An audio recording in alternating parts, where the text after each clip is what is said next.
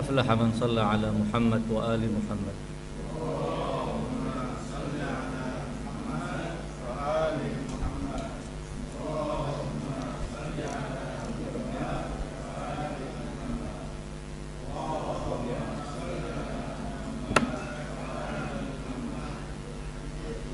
Assalamualaikum warahmatullahi wabarakatuh. Alhamdulillahi rabbil alamin. Wa bihi nasta'in ala umurid dunya waddin. Wassalatu wassalam ala ashrafil anbiya'i wal mursalin, Sayyidina wa azimina wa syafi'i dhunubina Abil Qasim al-Mustafa Muhammad ibn Abdillah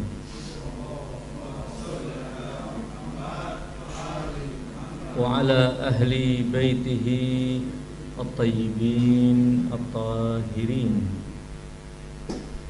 Waradallahumma 'anis sahabati wat tabi'in wa man tabi'a hudahu ila qiyami yaumiddin. Rabbi shrah li sadri wa yassir li amri wahlul 'uqdatam min lisani yafqahu qawli. Ikhwan, akhwat sekalian, alhamdulillah pada siang hari ini Allah menakdirkan kita hadir di majelis ini untuk melanjutkan kajian tadabbur kita tentang ayat-ayat suci Al-Quran Al-Karim yang telah kita awali beberapa waktu yang lalu dengan menjadikan surat Ibrahim sebagai bahan tadabbur dan renungan kita. Alhamdulillah, pada pelajaran kali ini kita sampai di penghujung surat Ibrahim, yaitu ayat ke-42 hingga ayat ke-52 yang merupakan rangkaian akhir dari surat Ibrahim. Khususnya pada ayat kedua terakhir itu benar-benar menjadi penutup dari surat Ibrahim itu sendiri. Rangkaian ayat dari ayat ke-42 hingga 52 di penghujung surat Ibrahim ini juga ingin memberikan kesimpulan dan mempertegas apa yang telah disebutkan di sepanjang surat Ibrahim tersebut. Surat Ibrahim, surat yang berbicara tentang dakwah para nabi yang mengajak kepada penyembahan dan mengesahkan Allah, mengimani Allah, mengimani hari akhir, dan tentunya mengimani kerasulan para rasul yang diutus oleh Allah untuk membimbing umat manusia. Dan Rasul penutup adalah baginda Muhammad sallallahu alaihi wasallam, di mana umat manusia terbelah menjadi dua dalam menghadapi dan menyikapi dakwah para nabi. Sebagian besar dari mereka cenderung menentang, membangkang, bahkan memerangi dakwah tauhid yang dibawa oleh para nabi, memerangi kaum mukminin yang telah bergabung di bawah panji tauhid yang dibawa oleh para nabi. Sementara sebagian dari umat manusia beriman kepada ajakan dan dakwah para nabi. Mereka yang menentang, menolak dakwah para nabi selalu melakukan aksi-aksi kekerasan, penindasan terhadap ajaran yang dibawa oleh para nabi dan para pembawanya, orang-orang yang beriman.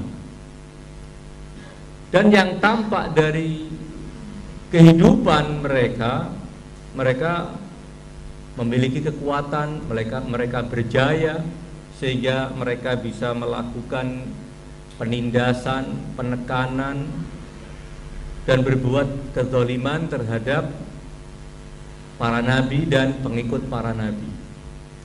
Seakan Allah yang mengutus para nabi, yang memerintahkan untuk mengesahkan Allah dan menghamba kepadanya, seakan tidak berdaya menghadapi kezaliman kaum zalim, tidak memberikan bantuan dan pembelaannya terhadap para nabi, para rasul dan kaum mukminin, sehingga mereka seperti diceritakan dalam Al-Quran bagaimana mereka memerangi para nabi, bahkan tidak jarang di antara para nabi itu yang mereka bunuh, dan itu sepertinya terjadi tanpa ada pembelaan dari Allah Subhanahu wa ta'ala, walaupun tentunya kenyataannya tidak demikian. Tetapi yang tampak secara zahir, mungkin orang kemudian bertanya-tanya, apakah Allah membiarkan tindak kejahatan, kezaliman yang merajalela yang mereka lakukan terhadap kaum mukminin yang telah mengesahkan Allah, menghamba kepada Allah, tulus dalam berpegang teguh dengan ajarannya, atau Allah sudah tidak lagi menepati janjinya, janji-janji Allah yang mengatakan bahwa Allah akan menolong kaum mukminin, Allah akan menolong para nabi dan mereka yang berjuang di jalan para nabi, yang berjuang di jalan menegakkan agama Allah, yang telah dijanjikan oleh Allah untuk dibela dan diberikan kemenangan. Jangan-jangan janji itu telah diingkari oleh Allah Subhanahu wa ta'ala. Allah tidak lagi menepati janjinya.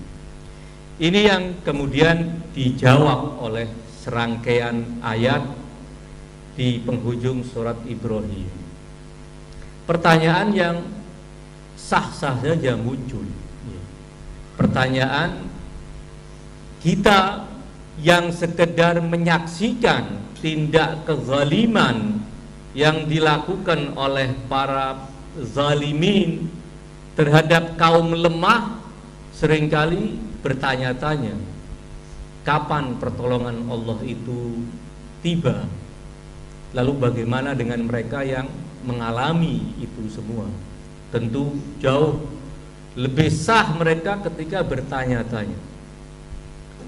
Diceritakan dalam Al-Quran juga demikian, bahwa sampai-sampai tidak sekedar kaum mukminin, tetapi para rasul pun bertanya-tanya, mata nasrullah, kapankah pertolongan Allah itu datang untuk membela kami, menolong kami, menyelamatkan kami, membinasakan orang-orang yang zalim? Jawaban Allah segera tiba, jawaban Allah segera difirmankan, tidak dipisah dari pertanyaan mereka ketika mereka bertanya mata nasrullah. Allah dengan tegas mengatakan, ala inna nasrullahi qarib. Dan itu adalah janji Allah. Allah telah berjanji Allah akan menolong kaum mukminin. Tetapi pertanyaan sering muncul ketika kezaliman begitu merajalela, yang mungkin sekarang kita saksikan bagaimana kezaliman yang dilakukan oleh kekuatan kekafiran dunia, tidak cuma oleh Zionis Israel, tidak cuma juga oleh Amerika, tetapi oleh hampir seluruh kekuatan kekufuran imperialis dunia bersatu dengan semua kekuatannya, kekuatan senjata, kekuatan media, kekuatan lobby politik, dan semua kekuatan menggempur satu masyarakat yang terkepung sekian belas tahun, terisolasi sedemikian rupa, lemah sehingga rentang untuk dilakukan pembantaian secara keji tanpa ada perlawanan yang mungkin dianggap berarti, orang bertanya-tanya sampai kapan kezaliman ini terus berlanjut, sampai kapan kezaliman ini dibiarkan oleh Allah Subhanahu wa ta'ala. Apakah Allah lalai, lupa, tidak lagi bisa mengingat kejahatan-kejahatan mereka sehingga segera ditindak, atau Allah sudah melupakan, atau Allah telah ingkar terhadap janjinya sendiri? Ini yang segera dijawab oleh ayat tersebut. Kita akan mencoba baca ayat itu. A'udzubillahi samil alim minasyaitonir la'inir rajim. Wala tahsabannallaha ghafilan amma ya'malu zalimun. Yang pertama, janganlah sekali-kali engkau, pembicaraan ini tentunya awalnya dialamatkan kepada Nabi. Janganlah engkau wahai Muhammad. Tetapi sekali lagi, konteks pembicaraan yang seperti ini justru sebenarnya tidak diarahkan kepada Nabi, karena tidak mungkin Nabi berprasangka atau punya pikiran bahwa Allah telah lalai terhadap kaum mukminin. Tetapi ini seperti yang pernah saya sampaikan, sesuai dengan sabda Imam Ja'far As-Shadiq, bahwa pembicaraan-pembicaraan di dalam Al-Quran yang sebagiannya dialamatkan langsung kepada Nabi, padahal itu tujuannya bukan untuk Nabi tetapi untuk selain Nabi. Itu dengan kaidah yang diambil dari sebuah pepatah, iyaki a'ni wasma'i ya jarah. Yang saya tuju dengan omongan saya ini, ya kamu wahai istriku. Tetapi seakan-akan si suami itu marahi istri tetangga ya, padahal yang dituju ya istri yang dalam rumah itu. Seakan-akan menyalahkan istri yang sebelah sana, malas masak, malas cuci-cuci, padahal itu istrinya maksudnya. Itu isma'i iyaki a'ni wasma'i ya jarah. Seperti itulah kurang lebih, bahwa yang disebut oleh Nabi tapi yang dimaksudkan siapapun. Wahai engkau yang membaca ayat ini, wahai engkau yang punya pikiran seperti ini, bahwa menyaksikan kezaliman yang sedang terjadi sementara Allah tidak segera menurunkan pembelaannya, mungkin kamu punya pikiran bahwa Allah lalai. Makanya wala tahsabannallaha ghafilan amma ya'malu zalimun. Janganlah engkau sekali-kali berprasangka, menganggap bahwa Allah itu ghafilan, lalai, alpa, lupa bahwa ada peristiwa kejahatan yang sedang terjadi di muka bumi. Jangan sekali-kali kamu punya anggapan demikian, bahwa Allah lalai terhadap apa yang dilakukan oleh kaum zalim. Ini yang pertama. Kita lompati kepada bagian yang lain yang ini juga menjadi sebagian unek-unek sebagian orang. Jangan-jangan Allah telah ingkar janji. Ayatnya mengatakan wala tahsabanallah. Kalau tadi pada ayat ke-42, ini pada ayat ke-47. Wala tahsabannallaha mukhlifa wa'dihi rusulah. Janganlah engkau sekali-kali berprasangka, menganggap bahwa Allah telah ingkar janjinya terhadap para rasul. Bahwa Allah inna lanansuru rusulana walladzina amanu fil hayatid dunya. Kami Allah benar-benar akan membela para rasul kami dan orang-orang yang beriman. Di mana pembelaan? Fil hayatid dunya, di kehidupan dunia ini, sebelum tentunya nanti di kehidupan akhirat. Ada pembelaan dari Allah Subhanahu wa ta'ala.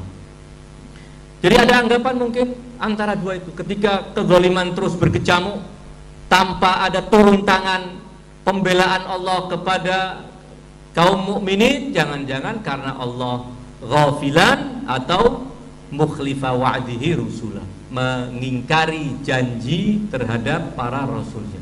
Tetapi kedua-duanya tidak.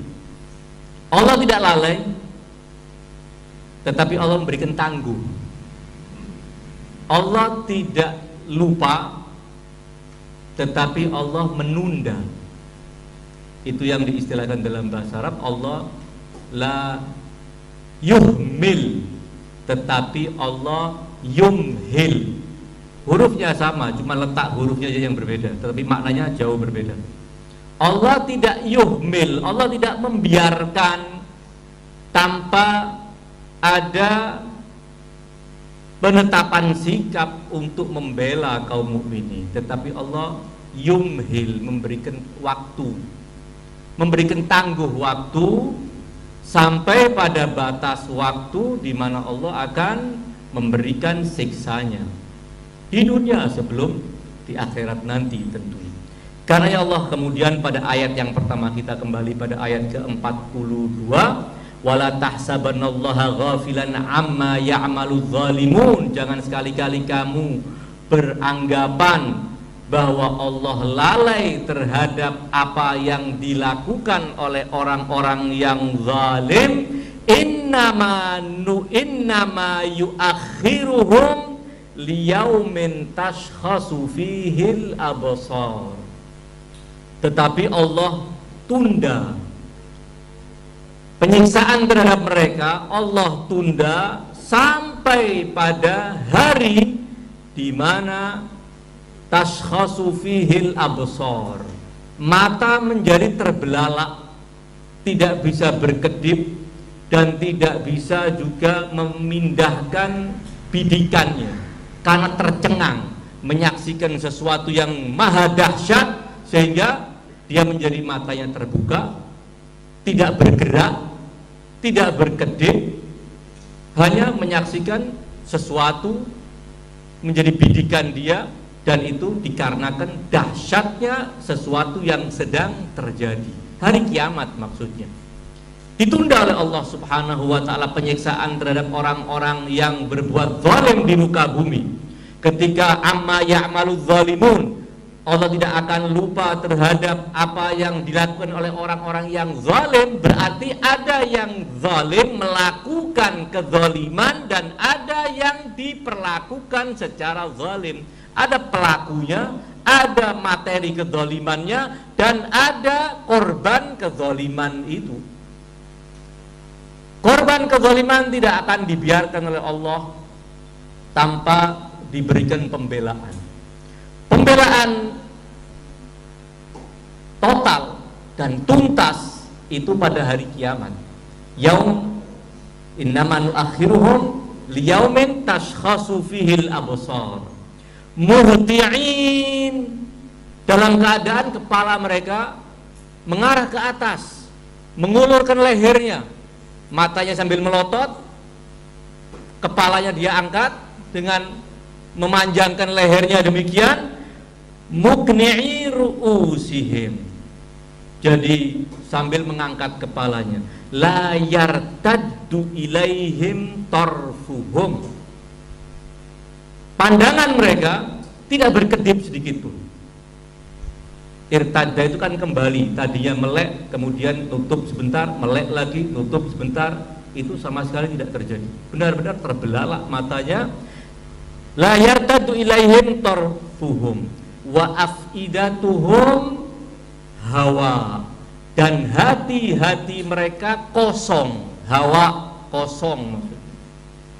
Karena dahsyatnya, sekali lagi, karena dahsyatnya peristiwa yang terjadi hari kiamat dengan semua peristiwa yang mengiringinya dan semua peristiwa yang terjadi di hari itu, dan peristiwa-peristiwa yang akan terjadi setelah hari itu adalah hari-hari yang benar-benar membuktikan murka Allah kepada orang-orang yang zalim. Ini janji Allah. Kami tidak lupa, kami akan siksa mereka di hari kiamat yang digambarkan oleh Allah. Orang-orang yang zalim itu benar-benar akan merasakan ketakutan akan dahsyatnya hari kiamat, sehingga digambarkan seperti ini. Kita bisa bayangkan visualisasi orang yang sedang ketakutan menghadapi suasana yang begitu genting, dia melotot kepalanya dan tidak berkedip, hatinya pun sudah tidak ada sesuatu dalam hatinya kecuali kekosongan dari bisa berpikir untuk mengambil sikap apa, tidak bisa. Benar-benar kacau pikirannya, sehingga tidak bisa melakukan tindakan apapun. Ini janji Allah. Jadi tidak lupa Allah terhadap orang-orang ini. Mungkin kita tidak kanti, kata orang Jawa. Kita kepinginlah menyaksikan kezaliman itu dibalas di dunia ini. Mungkin dari ide itu muncul makanan siap saji, karena orang banyak tidak telaten nunggu lama-lama, semuanya harus cepat gitu. Kalau lama sedikit sudah mulai protes. Lah, kita jangan melihat bahwa terrealisasinya janji Allah itu seperti kita membalik tangan. Baina asyiyatin wa duhaha. Sore berbuat zalim, besok pagi sudah kena siksa. Pagi berbuat zalim, menjelang maghrib sudah kena siksa. Sehingga semuanya serba instan. Tidak. Pertama, Allah menjanjikan sebuah ancaman dalam ayat ini, ancaman bahwa Allah akan menyiksa mereka di hari kiamat, dan ini janji Allah kepada kaum mukminin sebagai bukti dan bentuk pembelaan Allah. Ini yang pertama. Tetapi ayat lanjutannya sesuai hemat ayatullah Tabatabai dalam tafsir Al-Mizan, ayat berikutnya berbicara tentang siksa Allah terhadap orang-orang yang zalim di dunia. Kita lanjutkan. Wa andirin nas yauma ya'tihimul azab, dan berilah peringatan wahai Nabi kepada manusia, ingatkan mereka tentang sebuah hari di mana ya'tihimul azab, siksa akan datang kepada mereka di dunia. Maksudnya tadi sudah berbicara tentang pembelaan Allah berupa siksa yang Allah akan jatuhkan kepada orang-orang yang berbuat zalim di bumi terhadap hamba-hamba Allah. Sekarang ayat ini Allah perintahkan baginda Nabi SAW untuk menyampaikan ancamannya, peringatannya akan siksa. Wa andirin nas yauma ya'tihimul adzab, ketika siksa itu turun di dunia maksudnya. Dan teks ayat ini menjadi bukti bahwa yang dimaksud adalah siksa di dunia, bukan siksa di akhirat. Siksa di akhirat sudah berhenti pada ayat ke-43 ketika wa afidatuhum hawa. Kemudian wa andzirin nas yauma ya'tihimul adzab. Ayat ini berbicara tentang siksa yang Allah jatuhkan atas orang-orang yang zalim di muka bumi.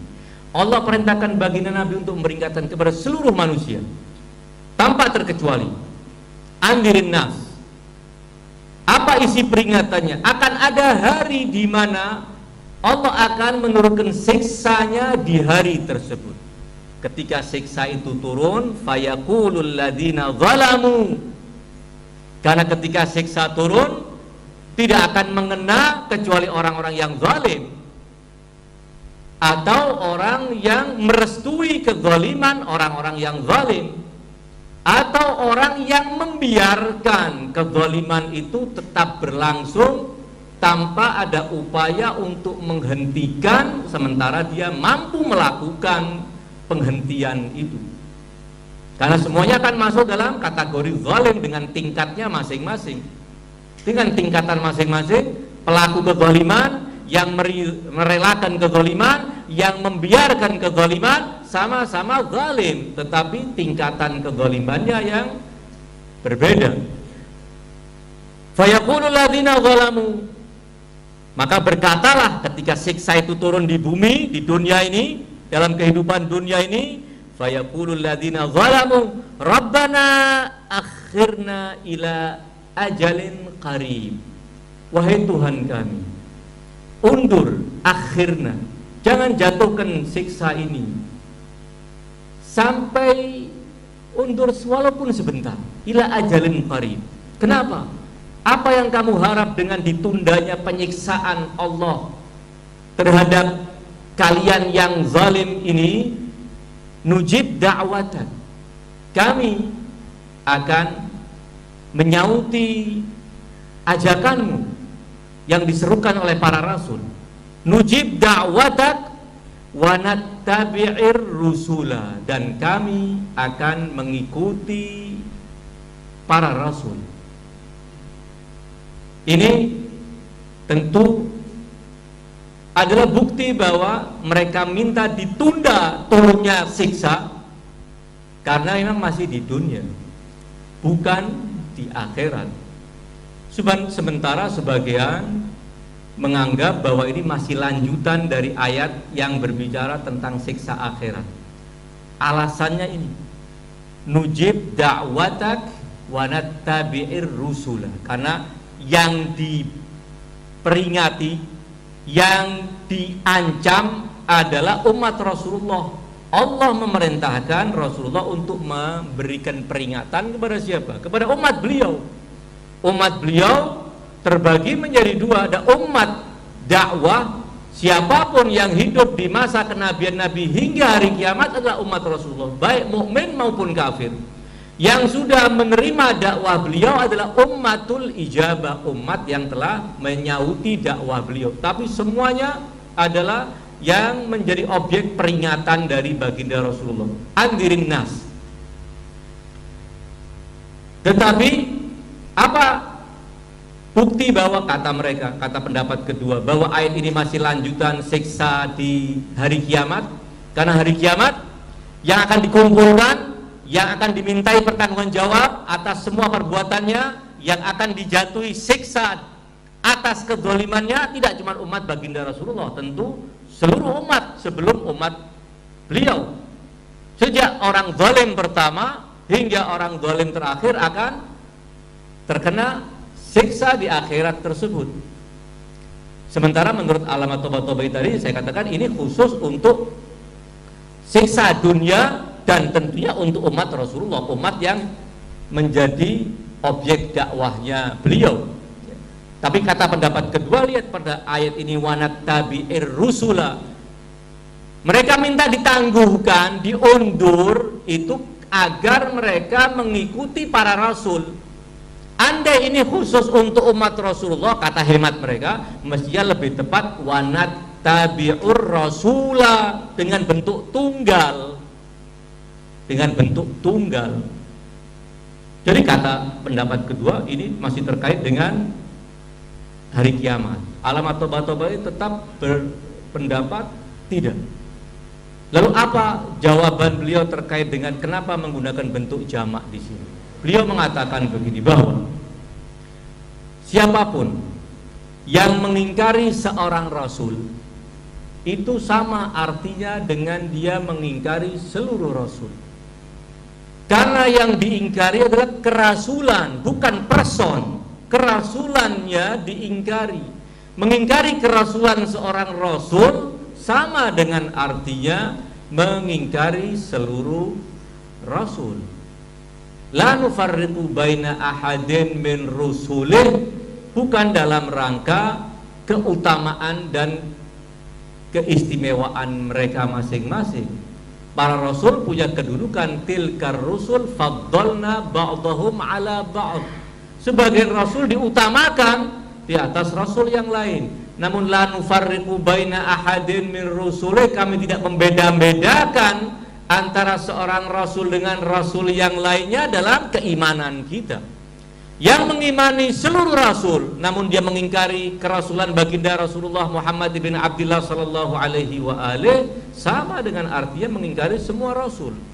Yang mengimani seluruh rasul termasuk baginda Rasulullah, dia imani namun dia mengingkari Isa sebagai Rasulullah, juga sama dengan artinya mengingkari semua rasul. Karena itu redaksinya wanattabi'ir rusula. Tidak berarti kemudian penyebutan bentuk jamak ini cukup alasan untuk mengatakan bahwa yang dimaksudkan dengan ancaman siksa di dunia ini atau dalam ayat ini bukan ancaman siksa di dunia.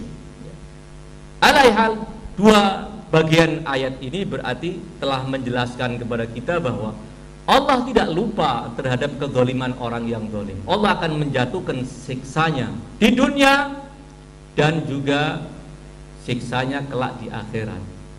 Dan itu sekali lagi adalah bentuk pembelaan dan pertolongan Allah kepada orang-orang yang beriman kepada dakwah para rasul. Mereka meminta tangguh. Wahai Tuhan kami, Rabbana akhirna, tunda kami, ila ajalin qarib, sampai waktu yang dekat, jangan sekarang, tunda walaupun sebentar. Nujib da'watak wa nattabi'ir rusul, maka jawaban Allah, awalam yakunu aqsamtum min qablu malakum min zawal. Setelah turunnya siksa ini, kalian minta ditangguhkan turunnya siksa yang akan menghancurkan kalian. Bukankah kalian selama ini merasa berjaya, merasa kuat, merasa tangguh? Tidak ada kekuatan apapun yang bisa mengalahkan saya dan mengalahkan kami. Tidak ada kekuatan yang bisa menghancurkan kami. Lalu kenapa ketika siksa Allah turunkan kamu minta merengek-rengek kepada Allah, minta ditunda? Bukankah kamu telah menempati tempat-tempat tinggal yang dahulu ditempati oleh orang-orang yang zalim seperti kamu juga, namun Allah habisi mereka? Tidak ada waktu untuk ditunda lagi. Siksa telah Allah turunkan, ketetapan Allah telah Allah tetapkan. Awalam takunu aqsamtum, bukankah kalian telah bersumpah? Semua orang zalim kurang lebih mentalnya seperti ketika dalam keadaan berjaya, dia merasa bahwa kejayaannya akan menjadikan dia kekal selamanya. Tidak ada kekuatan apapun yang bisa merontokkan kekuatan dia. Namun akan datang tiba-tiba siksa Allah di balik yang mereka pikirkan, di balik yang mereka duga-duga. Mereka ketika membangun kejayaan butuh waktu panjang, tetapi ketika Allah hancurkan, tidak perlu tahapan demi tahapan. Ayat-ayat Al-Quran sangat banyak yang bercerita tentang bagaimana Allah menurunkan siksa kepada orang-orang yang zalim itu tidak bertahap-tahap, tetapi ambruknya itu langsung begitu. Allah hancurkan seketika. Ketika berbicara tentang Fir'aun, satu contoh, Allah menyebutkan wadammarna, pakai kata kerja lampau yang artinya kami hancurkan, sehancur-hancurnya. Kekuasaan Fir'aun yang dia bangun sekian lama, Fir'aun tidak menjadi Fir'aun yang sekuat itu dengan sekedar membalik tangan. Butuh waktu. Kekuatan dia susun, kekuatan militer, kekuatan politik, semuanya dia atur sehingga dia menjadi Fir'aun yang dengan congkaknya mengatakan ana rabbukumul a'la. Namun Allah hancurkan dalam waktu yang cepat dan tidak melalui tahapan-tahapan. Dammarna. Jadi ayat itu menggunakan itu. Sementara apa yang dimiliki oleh Fir'aun disebutkan oleh Allah dengan kata kerja, dalam istilah para santri itu kata kerja mudhari'. Kata mudhari' itu bisa berartikan sedang, akan, tapi dia juga bisa berartikan adanya kesinambungan. Membangun kejayaannya Fir'aun itu butuh waktu panjang. Namun ketika Allah hancurkan, hanya butuh beberapa jam ditenggelamkan oleh Allah Subhanahu wa ta'ala dan habislah kejayaan Fir'aun. Ayat Al-Quran banyak sekali mengisyaratkan butuh sedikit kejelian mengurai bentukan-bentukan kata kerja yang digunakan dalam ayat-ayat Al-Quran yang berbicara tentang turunnya siksa Allah untuk mereka. Jadi Allah ketika menurunkan siksa, ayat-ayat Al-Quran bercerita bagaimana Allah turunkan dalam bentuk angin, topan, dalam bentuk banjir yang menenggelamkan, dalam bentuk petir yang menggelegar, dalam bentuk semua bentuk yang diantaranya dibelah bumi sehingga semua kejayaan Qarun tertelan oleh bumi dalam sesaat. Merekaknya tidak butuh waktu tahunan, hanya menitan, tenggelam semua, tutup lagi bumi. Demikianlah ketika Allah akan menyiksa mereka di dunia. Semua inilah bala tentara Allah Subhanahu wa ta'ala. Namun bala tentara Allah tidak akan Allah turunkan kecuali setelah kaum mukminin yang berjuang benar-benar telah membuktikan kesetiaannya, ketangguhannya, keikhlasannya, keimanannya, dan kesiapannya untuk berkorban. Setelah itu baru Allah akan berikan. Tidak akan berikan cuma-cuma kepada siapapun yang mengklaim beriman, mengklaim berjuang, mengklaim berada di atas kebenaran. Kembali bahwa ayat ini Allah mengatakan, awalam takunu aqsamtum min qablu malakum min zawal. Kalian telah bersumpah bahwa kami tidak akan bisa pernah berakhir kejayaan kami, tidak akan bisa sirna kekuasaan kami, kamilah yang berjaya. Namun apa yang terjadi? Kalian ketika siksa itu turun, kalian tidak bisa berbuat apa-apa. Wasakantum masakinal ladina zalamu anfusahum, dan kalian telah menempati rumah-rumah orang-orang yang telah menzalimi diri mereka. Dahulu tempat-tempat yang kalian tempati ini, daerah yang kalian huni ini adalah juga pernah dihuni oleh orang-orang yang zalim sebelum kalian, dan Allah telah binasakan mereka. Namun kalian tidak mengambil pelajaran dan tetap melakukan kezaliman seperti yang mereka lakukan, dan kalian akan mendapatkan siksa yang sama dengan yang mereka dapat dalam bentuk yang lain, namun esensinya adalah murka Allah terhadap mereka. Kemudian watabayyana lakum kaifa fa'alna bihim wa darabna lakumul amsal. Ketika siksa itu turun, barulah kalian tahu bagaimana perbuatan kami terhadap mereka. Dahulu mungkin kalian cuma membaca sejarah bagaimana Allah menenggelamkan Fir'aun, bagaimana Allah membinasakan kaum-kaum yang telah kufur dan menentang para nabi. Namun ketika kalian sekarang merasakan, barulah kalian tahu beginilah kekuasaan Allah, beginilah keperkasaan Allah, beginilah pembelaan Allah kepada orang-orang yang beriman dan berjuang di jalannya. Bagaimana Allah membinasakan orang-orang yang zalim. Wa darabna lakumul amsal, dan telah kami berikan permisalan-permisalan, pelajaran untuk kalian, namun kalian abaikan itu semua. Ini rangkaian ayat yang ingin menegaskan bahwa Allah tidak lupa terhadap kezaliman orang-orang yang zalim. Orang-orang yang zalim dalam keseharian mereka, dalam kehidupan mereka, ketika mereka melakukan kezaliman, penindasan, berbagai macam kejahatan untuk menekan, untuk membasmi kebenaran, memerangi kebenaran dengan berbagai macam cara. Allah ceritakan ini, wa qad makaru makrahum. Mereka itu yang zalim dan kemudian Allah siksa, mereka benar-benar telah melakukan makar. Makaru makrahum, benar-benar telah melakukan makar dahsyat mereka. Dalam rangka apa? Untuk memerangi kebenaran, memerangi orang-orang yang berpegang teguh dengan kebenaran, menebarkan berbagai macam kebatilan, kerusakan, semuanya dalam rangka ingin menghapus kebenaran yang dibawa oleh para rasul.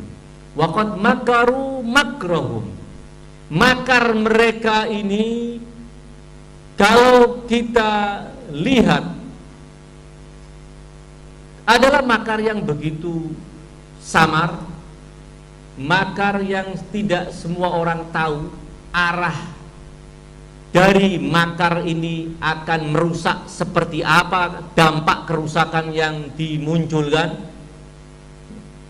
Sampai-sampai digambarkan wa inna makrahum litazula minhul jibal. Makar yang bisa mencongkel gunung, saking dahsyatnya makar itu. Makar yang bisa mencerabut keimanan orang dari hatinya. Makar yang bisa melunturkan akhlak dari setiap orang yang beriman. Makar yang bisa melucuti semua dari nilai-nilai yang mulia.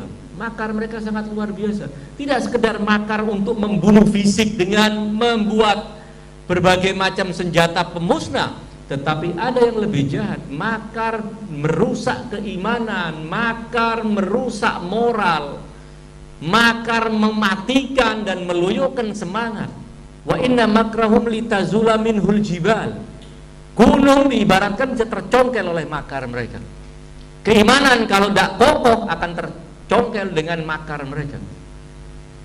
Pemikiran-pemikiran sesat terus secara masif disampaikan, diseminarkan,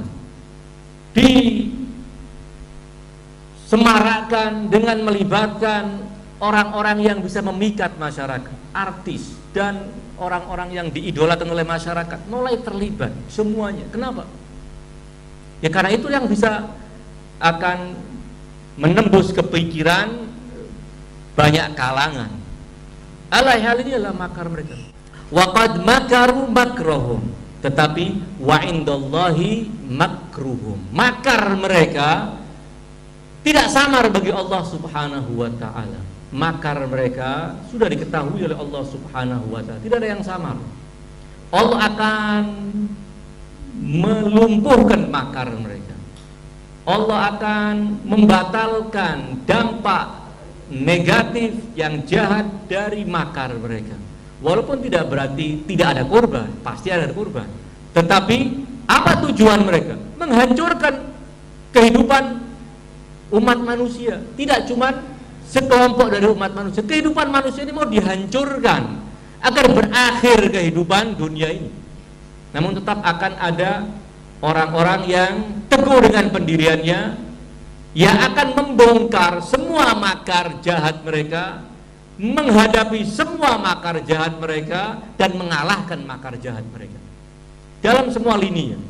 Makar jahat yang terkait dengan militer, akan ada pihak-pihak yang berdiri tegak, mengangkat senjata untuk membatalkan dan melumpuhkan kejahatan dan kezaliman mereka. Maka dalam dunia pemikiran akan ada tokoh-tokoh pemikir Islam yang akan membongkar itu semua. Akan ada juru dakwah yang terus dengan semangat mengingatkan masyarakat, sehingga masyarakat bisa terbentengi keimanannya, akhlaknya, moralnya dari bisa dirusak oleh makar orang-orang yang zalim tersebut. Waqad makaru makrahum wa indallahi makruhum wa inna makrahum litazula minhul jibal. Sekali lagi Allah menceritakan bahwa inilah yang mereka lakukan. Orang-orang zalim ini, ya ini kerjaannya.